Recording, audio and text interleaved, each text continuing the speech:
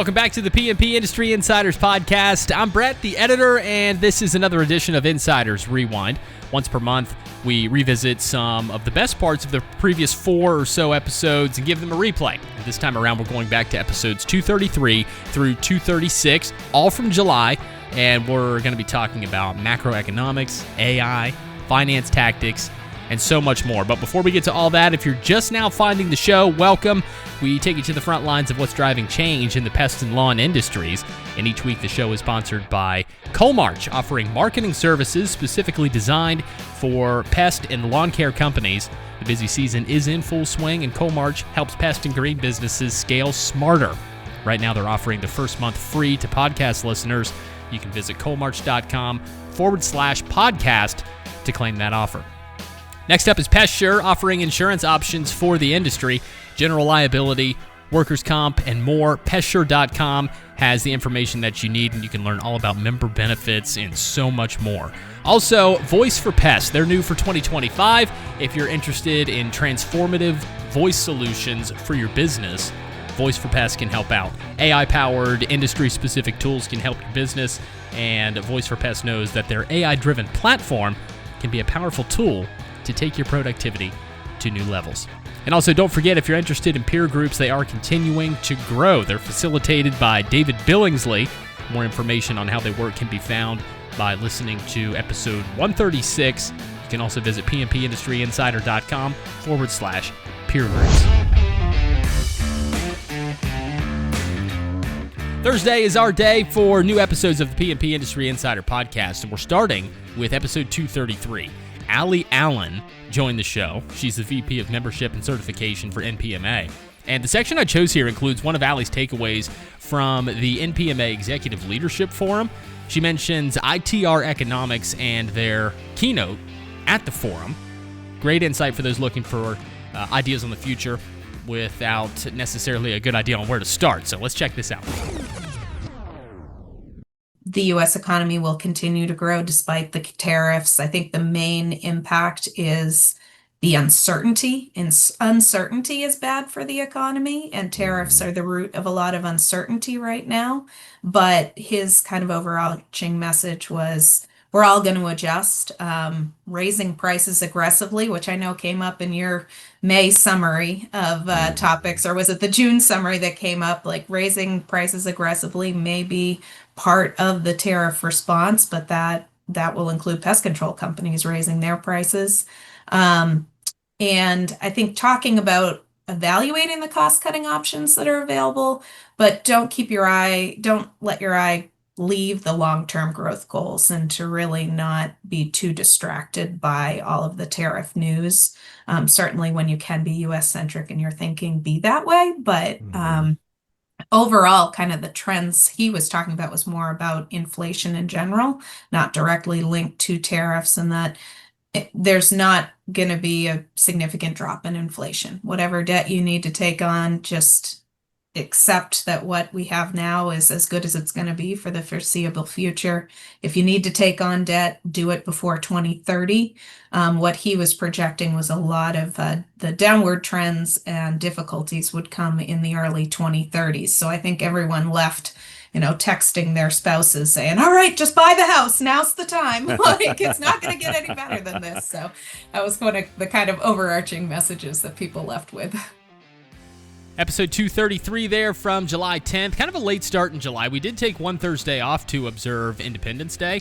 Allie Allen was the guest, and we're going to be moving on now to episode 234, where the discussion centered around the One Big Beautiful Bill Act and operational and tax impacts for PMPs. Let's dive in here with Dan discussing taxes and where you want to be. The corporate tax rate, which came way down from the 2017 and will remain permanent, is now 21%. So you say, well, geez, I could be a C Corp. Well, you don't want to be a C Corp because it's 21%, because when you distribute the money, then it gets taxed again. What you'd want to be is a pass-through, like an LLC or an S Corp, or a partnership taxed as an S Corp. And the reason that you want to do that is because you don't get taxed at the entity level, you get taxed at your personal level. However, remember what I just said before, your maximum uh, bracket is 37 and a half, but then you say, geez, well, if I were a C Corp, it would only be 21%. But there's this thing called the QBI deduction. And that is you get to exclude 20% of your income, your entity level income. And so it kind of puts the C Corp and the S Corp on the same playing field. So that's been made permanent. And that is one of the ones that we surprise a lot of clients with each year. Geez, I thought that I made all this money. How come I'm not paying all the taxes? Well, because we took the QBI, right? There's so much more packed into that episode if you're wondering about the new bill, how it works, and of course the benefits that it can generate for your business. So we're going to move now into the later parts of July with episode 235, how to establish a legal, effective AI policy. And I think a good question was finally answered in this episode with Bennett Borden. He's the CEO of Clarion AI Partners. And I feel like the answer to this question was kind of just dangling right in front of us. And it was just refreshing to hear somebody actually say the words. Is AI going to replace humans? No, but humans who use AI are going to replace humans who don't use AI. And that's true for companies as well. Mm-hmm. The other big mistake we see companies make is that they're afraid of the new technology. And so they don't do anything. Your competitors who are doing stuff will just jet ahead of you. The other problem we run into is that companies use AI to do what they do today, just more efficiently. Great. That's a really good use of it. But everybody can do that. And so if you're just trying to do what you do today more efficiently, think bigger. And so what is it about AI that we can create new kinds of products and services, insights into our markets, and things like that? So one of the problems that we run into with a lot of companies is that they spend a lot of time defending how they have historically been successful. And instead of really leaning into this, so imagine, when electricity first became commercialized, it was 8 square blocks in Manhattan. It took 30 years for electricity to spread throughout the United States, right? I think Dan could probably talk us through that era. I mean, you were around back then, right, Dan? You could. Yes, when the wheel was square, and then we made it round, and that was a huge innovation. Episode 235 from July 24th with Bennett Borden. Moving now into the final episode of July. It dropped on the 31st.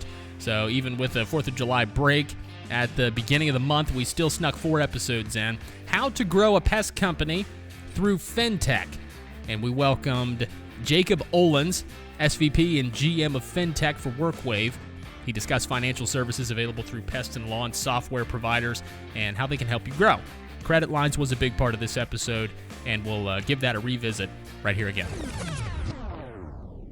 What about credit lines? So one of the interesting things, credit lines that are tied the payment back to the fintech company through the merchant services. Can you talk about that? Because that's actually a pretty cool way to finance. It's an expensive way, but if your bank is not willing to give you a credit line, this is kind of an interesting way to work with that.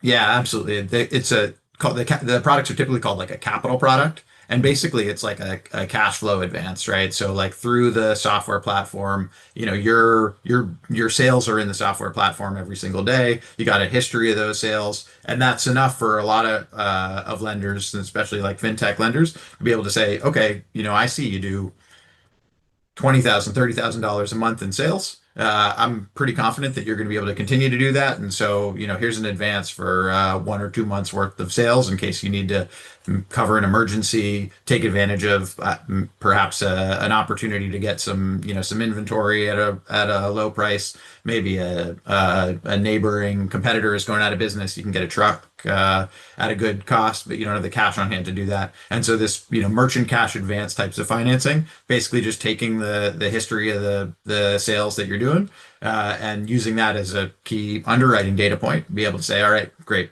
You're a reputable business. You've been doing this for a year. You've been selling actively. We can see all that. Here's an advance for 1 to 2 months worth of cash. Does But that be mean careful. that? Be I was going careful. to say, is Don't that do also that. collateral? Yeah. So the Yeah. collateral is your Here's your sales, right? Right. Is your sales? Yeah, Yeah. it comes out of your credit card So process. you don't want to be taking this to make payroll, right? If you're not making payroll, you have a bigger problem. But yeah, Jacob said maybe you get a good deal on some product, or there's you need some quick cash, but you definitely don't want to fund your operations with this thing, because it's a zero-sum game. Can be- End up Yeah. From the final day of July, episode 236, with Jacob Olens bringing a close to Insiders Rewind. Thanks for stopping by and checking us out. And be sure to head over to pmpindustryinsider.com. You can get show notes and information of all sorts. And it's related to the podcast, it's related to peer groups, and more. So also, if you have a minute, feel free to give us a review on Apple Podcasts and Spotify. That's going to help us get in front of more people in the industry so we can help spread the word a bit further. We're also on social media. Give us a like and a follow wherever you find us. YouTube, Instagram, TikTok. I'm Brett, the editor, and I'll see you next month.